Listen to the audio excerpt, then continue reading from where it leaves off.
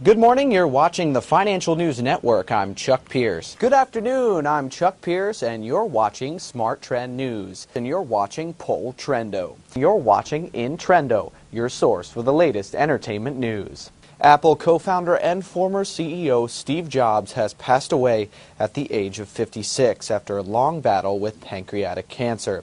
Michael Jackson's ER doctor is back on the stand for the Conrad Murray trial. California Governor Jerry Brown announced Monday that he signed into law a measure that bans handgun owners from openly carrying their weapons in public. In the headlines this morning, Wells Fargo announced that it is under contract to buy a portfolio of 61 performing U.S.-based commercial real estate loans from Irish Bank Resolution Corporation with a total face value of $3.3 billion.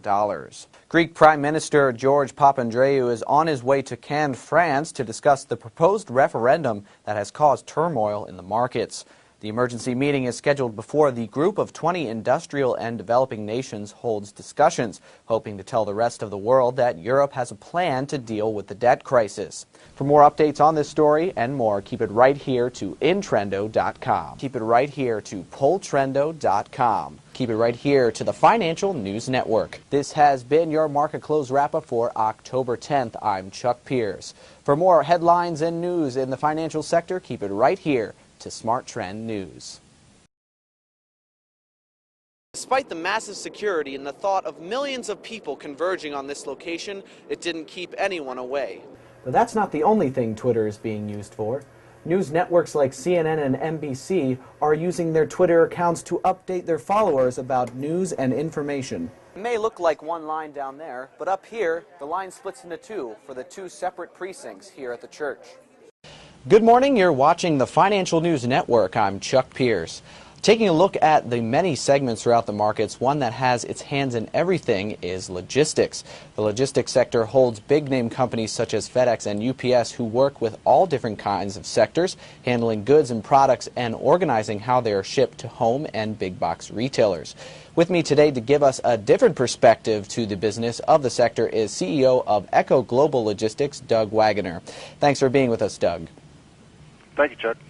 All right, and now first, it seems that your business is different from businesses like UPS and FedEx. So what does Echo Global Logistics actually do? Well, we're different in that we're a non-asset transportation provider. We don't own trucks or ships or planes or trains.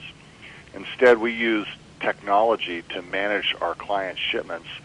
And we procure transportation capacity from a very, very large and fragmented industry that contains hundreds of thousands of players. And so by using technology, we can efficiently procure transportation capacity, essentially move our clients' shipments for them without actually owning trucks.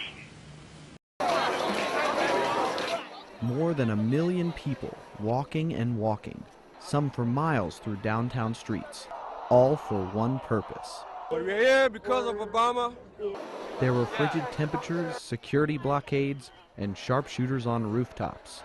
The congestion was so bad it delayed emergency personnel from helping a person who collapsed.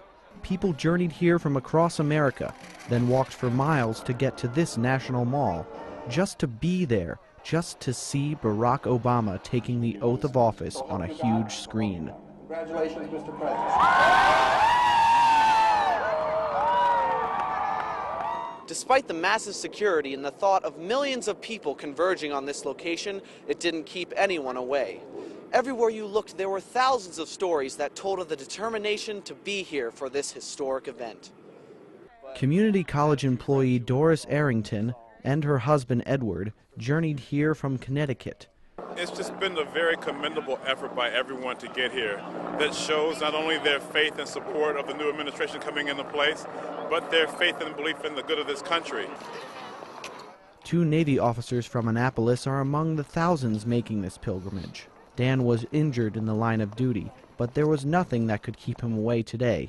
It's exciting to be here now and to be particularly here in D.C. to be a part of going forward. So like I said, I think as much as anybody, I'm excited to say I was here on day one. With nearly 2 million here, it's the largest inauguration in history. And despite the massive turnout, D.C. Metro Police reports no arrests, No major injuries or incidents.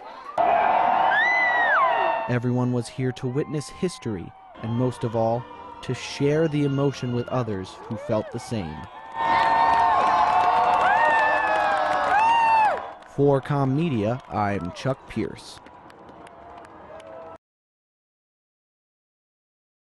Their school pictures, baby pictures. Said you don't realize how much they mean till they're not here. Dottie Smith looks through albums filled with memories of her daughter Tammy. Tammy was killed by a drunk driver 23 years ago. Today, Dottie is a spokesperson for the Center County chapter of Mothers Against Drunk Driving. She created this chapter after Tammy's death. She says police enforcement has changed since then. We've heard stories of them driving people home and not arresting them. I think that's changed over the years, because they realize, if you let that person go, that just enables them to do it again.